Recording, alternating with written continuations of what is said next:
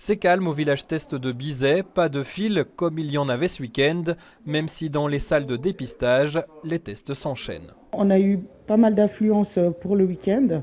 Dimanche, on a testé plus de 500 personnes et lundi encore 570 plus ou moins.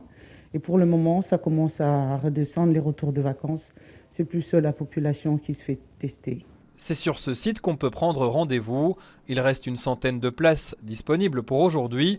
Julie doit faire un test avant de partir à l'étranger. Il faut suivre les instructions et puis on prend rendez-vous en ligne et on paye directement en ligne. Enfin, quand il s'agit d'un voyage en tout cas. On paye quand on se fait tester avant de partir, mais pas quand on revient de zone rouge et que le test est obligatoire. Je reviens de l'Italie et donc je dois faire le test. Je reviens de zone rouge de France. J'ai été là-bas voir ma copine tout simplement parce qu'elle étudie là-bas. Et du coup, on m'a appelé. Je pense que c'est le ministère de la Santé qui m'a téléphoné pour me dire qu'il fallait venir me faire tester. Et du coup, je suis là. Première expérience d'écouvillon pour Nicolas et ça se passe bien.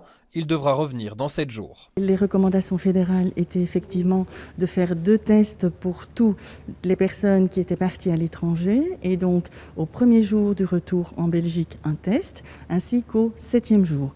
Donc ça veut dire qu'il faut s'attendre le week-end prochain, ce qui correspond au J7, à la même affluence.